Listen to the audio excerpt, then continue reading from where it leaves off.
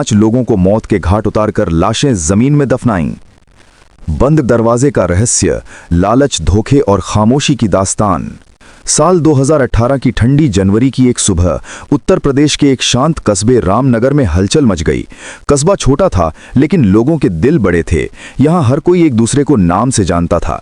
लेकिन उस दिन की सुबह ने इस शांत शहर को हमेशा के लिए बदल दिया। कस्बे के बाहरी इलाके में स्थित एक पुराना 2 मंजिला मकान जो वर्षों से बंद पड़ा था, अचानक चर्चा का विषय बन गया। मकान के आसपास से तेज बदबू आने लगी थी। पड़ोसियों ने पहले इसे किसी मरे हुए जानवर की गंध समझकर नजरअंदाज कर दिया, लेकिन जब बदबू असहनीय हो गई तो उन्होंने पुलिस को सूचना दी। रहस्यमयी मकान। पुलिस मौके पर पहुंची। मकान का दरवाजा बाहर से बंद था, लेकिन ताला जंग लगा हुआ नहीं था, मानो हाल ही में लगाया गया हो। पुलिस ने ताला तोड़ा और जैसे ही दरवाजा खुला एक सन्नाटा छा गया। अंदर अंधेरा और धूल भरी हवा थी। कमरे अस्तव्यस्त थे और फर्श पर खुदाई के निशान दिखाई दे रहे थे।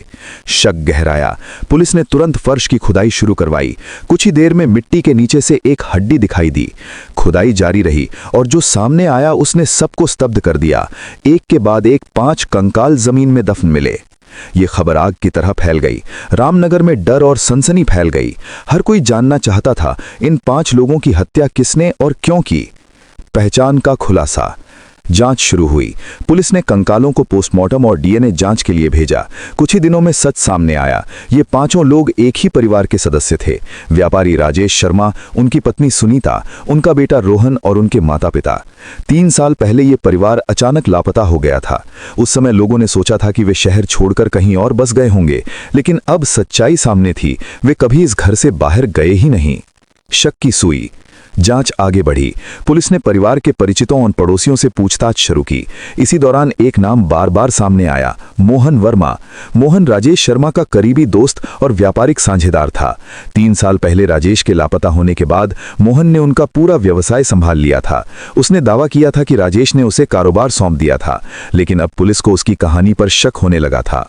मोहन को पूछताछ के लिए बुलाया गया। वो शांत और आत्मविश्वासी दिखाई दे रहा था। उसने कहा, राजेश मेरा सबसे अच्छा दोस्त था, मैं उसे नुकसान क्यों पहुंचाऊंगा। लेकिन पुलिस को उसकी आंखों में छिपा डर साफ दिखाई दे रहा था। सच्चाई की परतें। पुलिस ने मोहन के बैंक खातों और फोन रिकॉर्ड की जांच की। जांच में पता चला कि राजेश के गायब होने के कुछ ही दिनों बाद मोहन के खाते में भारी रकम जमा हुई थी। इसके अलावा कॉल रिकॉर्ड से यह भी पता चला कि घटना की रात वो उसी मकान के आसपास मौजूद था। सबूत मजबूत थे। पुलिस ने सख्ती से पूछताछ की। कई घंटों की पूछताछ के बाद मोहन टूट गया। उसकी आंखों से आंसू बहने लगे और उसने अपना जुर्म कबूल कर लिया। खौफनाक सच। मोहन ने बताया कि वो राजेश मिलकर व्यापार करते थे, लेकिन धीरे धीरे मोहन पर कर्ज बढ़ने लगा। उसे पैसों की सख्त जरूरत थी। उसने राजेश से मदद मांगी, लेकिन राजेश ने साफ मना कर दिया और साझेदारी खत्म करने की बात कही। लालच और डर ने मोहन को अंधा बना दिया। उसने एक भयानक योजना बनाई। एक रात उसने राजेश और उसके परिवार को खाने पर बुलाया। खाने में उसने नशीला पदार्थ मिला दिया। जब सभी बेहोश हो गए तो उसने अपने 2 साथियों की मदद से उनकी हत्या कर दी। इसके बाद उसने लाशों को उसी पुराने मकान में दफना दिया और घर को बाहर से बंद कर दिया। फिर उसने राजेश के दस्तावेजों का इस्तेमाल कर उनके व्यापार और संपत्ति पर कब्जा कर लिया। कानून का शिकंजा। मोहन और उसके दोनों साथियों को गिरफ्तार कर लिया गया। अदालत में मुकदमा चला। सबूत इतने मजबूत थे कि बचाव पक्ष के पास कोई दलील नहीं बची। 2 साल की सुनवाई के बाद अदालत ने अपना फैसला सुनाया। जज ने कहा, लालच इंसान को हैवान बना देता है। यह अपराध न केवल अमानवीय है, बल्कि समाज के लिए एक चेतावनी भी है। मोहन और उसके साथियों को उम्र कैद की सजा सुनाई गई। कस्बे की खामोशी। फैसले के बाद रामनगर में धीरे धीरे शांति लौट आई, लेकिन उस पुराने मकान की दीवारें आज भी उस खौफनाक सच्चाई की गवाह हैं। लोग आज भी उसके पास से गुजरते समय सहम जाते हैं। कहते हैं रात के सन्नाटे में वहां से कभी कभी अजीब सी आहटें सुनाई देती हैं, जैसे कोई अधूरी कहानी अब भी न्याय की तलाश में हो। सीख। ये घटना सिर्फ एक अपराध की कहानी नहीं थी, बल्कि एक सबक थी। लालच इंसान को अंधा बना देता है। विश्वास का टूटना सबसे खतरनाक होता है, और अपराध कितना भी छिपाया जाए, सच एक दिन सामने आ ही जाता है। साल 2017 की सर्दियों की एक धुंधली सुबह उत्तर प्रदेश के एक छोटे से कस्बे शिवपुर में सब कुछ सामान्य था। गलियों में चाय की दुकानों से उठती भाप, मंदिर की घंटियों की आवाज और स्कूल जाते बच्चों की चहल पहल, सब कुछ रोज की तरह ही चल रहा था। लेकिन उसी दिन एक ऐसी घटना सामने आई जिसने पूरे कस्बे को दहला दिया। कस्बे के बाहरी इलाके में एक पुरानी हवेली थी जिसे लोग खामोश हवेली के नाम से जानते थे। कई सालों से बंद पड़ी इस हवेली के आसपास से अचानक तेज दुर्गंध आने लगी थी। शुरुआत में लोगों ने इसे किसी मरे हुए जानवर की गंध समझकर नजरअंदाज कर दिया, लेकिन जब बदबू असहनीय हो गई तो उन्होंने पुलिस को सूचना दी। रहस्यमयी हवेली का खुला दरवाजा। इंस्पेक्टर अजय राणा अपनी टीम के साथ मौके पर पहुंचे। हवेली के बाहर जंग लगा ताला लटका हुआ था, लेकिन ध्यान से देखने पर पता चला कि ताला हाल ही में लगाया गया था। पुलिस ने ताला तोड़ा और जैसे ही दरवाजा खुला एक सन्नाटा छा गया। अंदर अंधेरा और धूल भरी हवा थी। कमरे अस्त-व्यस्त थे और फर्श पर खुदाई के निशान दिखाई दे रहे थे। शक गहराया। पुलिस ने तुरंत फर्श की खुदाई शुरू करवाई। कुछ ही देर में मिट्टी के नीचे से एक हड्डी दिखाई दी। खुदाई जारी रही और जो सामने आया उसने सबको स्तब्ध कर दिया। एक के बाद एक 5 कंकाल जमीन में दफन मिले। अंदर धूल जमी हुई थी। मकड़ी के जाले दीवारों पर फैले हुए थे, लेकिन फर्श पर ताजा खुदाई के निशान दिखाई दे रहे थे। यहां कुछ गड़बड़ है, इंस्पेक्टर राणा ने धीमी आवाज में कहा। खुदाई शुरू हुई। कुछ ही देर में मिट्टी के नीचे से एक हड्डी दिखाई दी। जैसे जैसे खुदाई आगे बढ़ी, पुलिस की आंखें हैरानी से फैलती गईं। मिट्टी के नीचे से एक एक कर 5 कंकाल बरामद हुए। ये दृश्य देखकर वहां मौजूद हर व्यक्ति के रोंगटे खड़े हो गए। पहचान का खुलासा।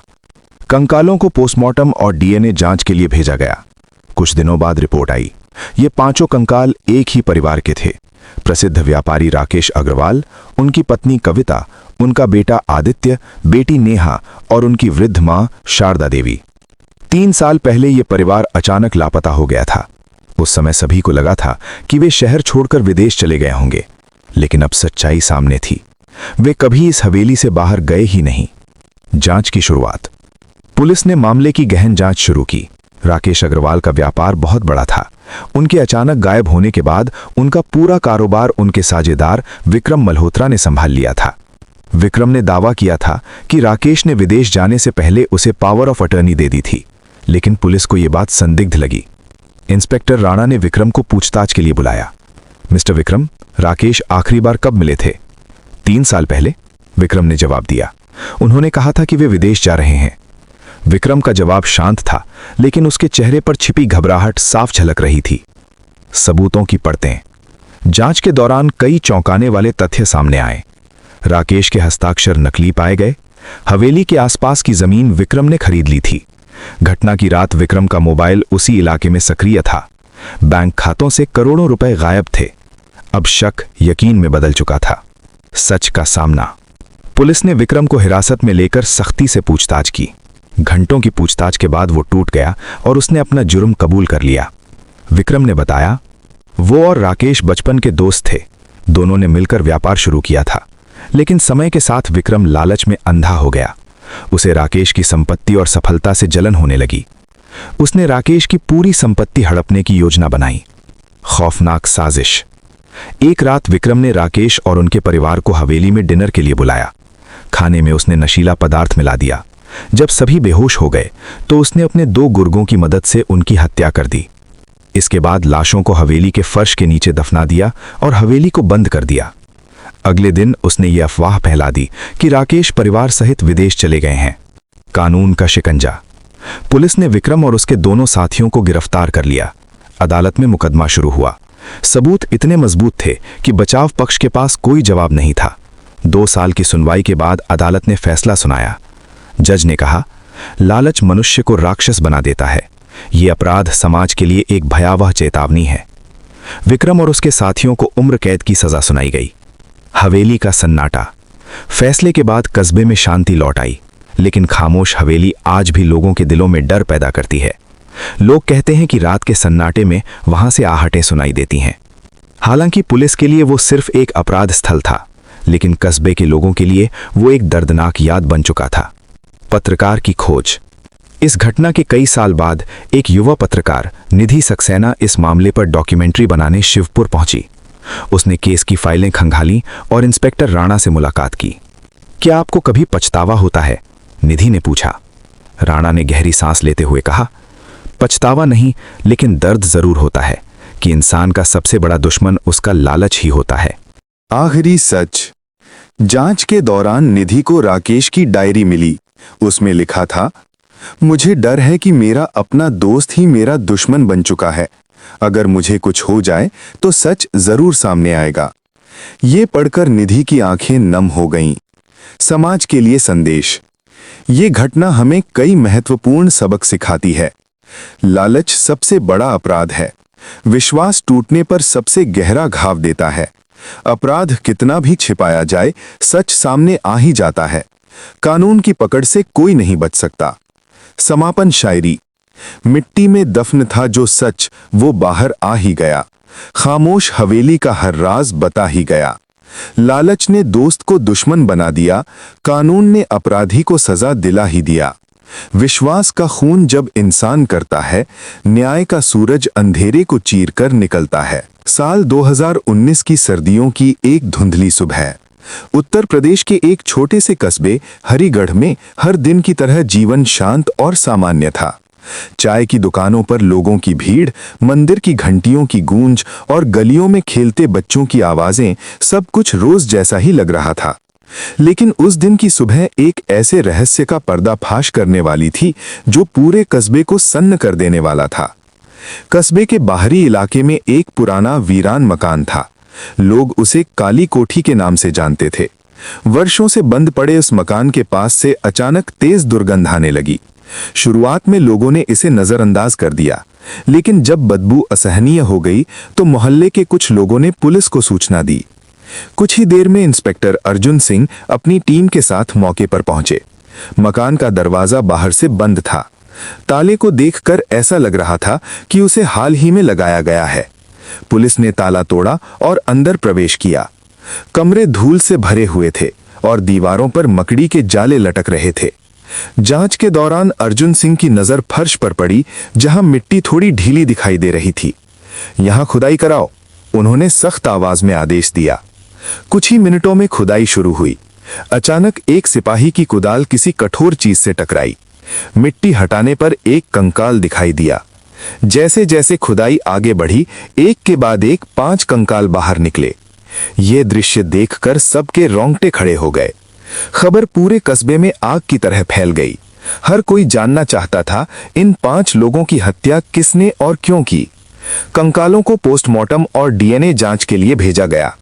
कुछ दिनों बाद रिपोर्ट सामने आई। ये 5 लोग शहर के प्रसिद्ध व्यापारी रमेश गुप्ता, उनकी पत्नी सुनीता, उनका बेटा आदित्य, बेटी पूजा और रमेश की वृद्ध मां शांति देवी थे। 3 साल पहले ये परिवार अचानक लापता हो गया था। उस समय लोगों को लगा था कि वे शहर छोड़कर कहीं और चले गए हैं। अब सच्चाई सामने थी। वे कभी इस घर से बाहर गए ही नहीं।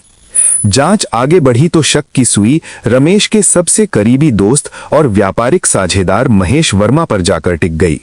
रमेश के गायब होने के बाद महेश ने उनका पूरा कारोबार संभाल लिया था और अचानक बहुत अमीर बन गया था। इंस्पेक्टर अर्जुन सिंह ने महेश को पूछताछ के लिए बुलाया। आखिरी बार रमेश से कब मिले थे? अर्जुन सिंह ने पूछा।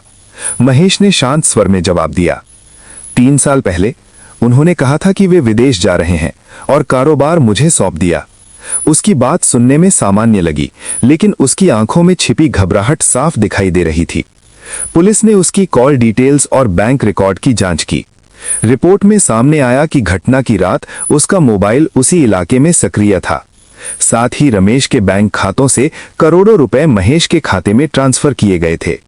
सबूत अब साफ थे। पुलिस ने महेश को हिरासत में लेकर सख्ती से पूछताछ की। कई घंटों तक सवालों की बौछार के बाद वो टूट गया और अपना अपराध कबूल कर लिया। उसने बताया कि वो और रमेश बचपन के दोस्त थे और साथ मिलकर व्यापार करते थे। लेकिन समय के साथ महेश पर कर्ज बढ़ता गया। उसे रमेश की सफलता से ईर्ष्या होने लगी। जब रमेश ने साझेदारी खत्म करने की बात कही तो महेश ने लालच में आकर एक खौफनाक साजिश रच डाली। एक रात उसने रमेश और उनके परिवार को पुराने मकान में डिनर के लिए बुलाया। खाने में नशीला पदार्थ मिला दिया। जब सभी बेहोश हो गए तो उसने अपने 2 साथियों की मदद से उनकी हत्या कर दी।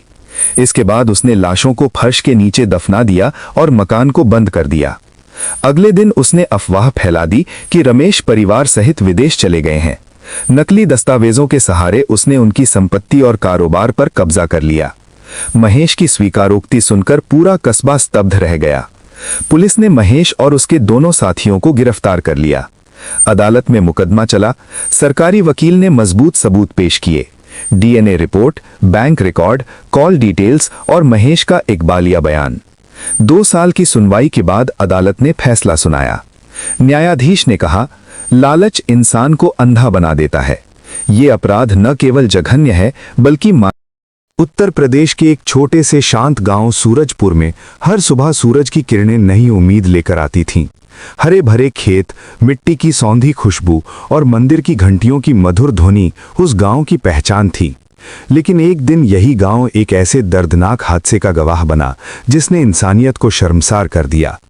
गांव के सम्मानित और सख्त स्वभाव के व्यक्ति राम नारायण सिंह अपनी इज्जत और परंपराओं के लिए जाने जाते थे।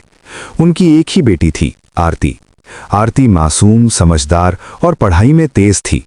उसकी मुस्कान से घर में रौनक छा जाती थी।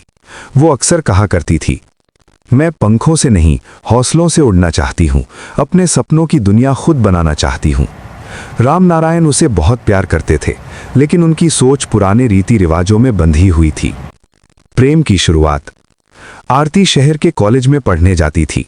वहीं उसकी मुलाकात हुई राहुल से। राहुल एक ईमानदार और मेहनती युवक था। दोनों की दोस्ती धीरे धीरे प्रेम में बदल गई। एक दिन राहुल ने आरती से कहा, आरती, तुम मेरे जीवन की सबसे खूबसूरत सच्चाई हो, क्या तुम जीवन भर मेरा साथ दोगी? आरती मुस्कुराई और बोली, साथ छोड़ना मेरे बस में नहीं, तुम्हें भूल जाना मेरे नसीब में नहीं। दोनों ने एक दूसरे के साथ जिंदगी बिताने का सपना देखा, लेकिन उन्हें पता नहीं था कि यह सपना उनके जीवन की सबसे बड़ी त्रासदी बन जाएगा। सच्चाई का खुलासा। गांव में प्रेम संबंधों को अच्छी नजर से नहीं देखा जाता था।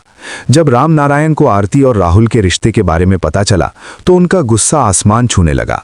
उन्होंने गुस्से में कहा, मेरे जीते जी ये रिश्ता कभी नहीं हो सकता, तुमने मेरी इज्जत मिट्टी में मिला दी। आरती ने नम आंखों से जवाब दिया, पिताजी, प्यार कोई अपराध नहीं होता, मैं आपसे बगावत नहीं, सिर्फ अपना अधिकार मांग रही हूं। उस रात घर की दीवारों ने पहली बार एक बेटी की चीख और एक पिता के क्रोध को सुना। इज्जत के नाम पर रिश्ते टूट जाते हैं, कभी कभी अपने ही अपने छूट जाते हैं। साजिश की रात। समय बीतता गया लेकिन राम नारायण का गुस्सा कम नहीं हुआ। उन्होंने समाज के डर और अपनी झूठी प्रतिष्ठा को बचाने के लिए एक खौफनाक फैसला कर लिया। एक रात उन्होंने आरती को समझाने के बहाने खेतों में बुलाया। चांदनी रात थी, हवा शांत थी और वातावरण में अजीब सी खामोशी छाई हुई थी। आरती ने मासूमियत से पूछा, पिताजी, आप मुझे यहाँ क्यों लाए हैं? राम नारायण की आंखों में कठोरता थी। उन्होंने कहा, आज तुम्हारी वजह से मेरा सिर झुक गया है। आरती रोते हुए बोली, पिताजी, मैं आपकी बेटी हूं, आपकी दुश्मन नहीं। लेकिन उस रात इंसानियत हार गई। जिसने उंगली पकड़कर चलना सिखाया था, उसी ने मेरी सांसों का दीप बुझाया था। क्रोध और अंधी प्रतिष्ठा ने एक पिता को हैवान बना दिया। उसने अपनी ही बेटी की जान ले ली। चांदनी रात उस दर्दनाक सच्चाई की गवाह बन गई। सच का खुलासा। अगली सुबह जब आरती घर नहीं लौटी तो गांव में हड़कंप मच गया। राहुल ने पुलिस में शिकायत दर्ज कराई। जांच शुरू हुई और पुलिस को खेतों से आरती का शव मिला। पूरे गांव में सनसनी फैल गई। जांच के दौरान राम नारायण के व्यवहार ने पुलिस को संदेह में डाल दिया। सख्ती से पूछताछ करने पर वो टूट गए और अपना अपराध स्वीकार कर लिया। उन्होंने रोते हुए कहा, मैंने अपनी झूठी इज्जत बचाने के लिए अपनी बेटी खो दी। इज्जत की खातिर जो खून बहाया था, वही खून उम्र भर आंखों में समाया था। अदालत का फैसला। मामला अदालत तक पहुंचा। गवाहों और सबूतों के आधार पर न्यायाधीश ने राम नारायण को आजीवन कारावास की सजा सुनाई। अदालत में जज ने कहा, इज्जत के नाम पर किसी की हत्या करना सबसे बड़ा अपराध है। ये समाज के लिए एक काला धब्बा है। राम नारायण सिर झुकाकर खड़े रहे। उनकी आंखों में पछतावे के आंसू थे, लेकिन अब बहुत देर हो चुकी थी। अधूरी प्रेम कहानी। राहुल आरती की याद में टूट चुका था। वो अक्सर उसकी कब्र पर जाकर कहता, तुम्हारे बिना जिंदगी अधूरी है, हर खुशी आज मुझसे दूर है, तुम्हारी यादों का ही सहारा है, तुमसे ही मेरा हर सपना प्यारा है। समय बीत गया, लेकिन सूरजपुर गांव आज भी उस दर्दनाक घटना को याद कर सिहर उठता है। कहानी का संदेश। ये कहानी सिर्फ एक अपराध नहीं, बल्कि समाज के लिए एक चेतावनी है। झूठी प्रतिष्ठा और पुरानी सोच ने एक मासूम बेटी की जान छीन ली। प्यार गुनाह नहीं, एक पवित्र एहसास है। इसे समझना ही इंसानियत की असली पहचान है। जो इज्जत के नाम पर रिश्ते मिटा देते हैं वो जीवन भर पछतावे के आंसू बहाते हैं।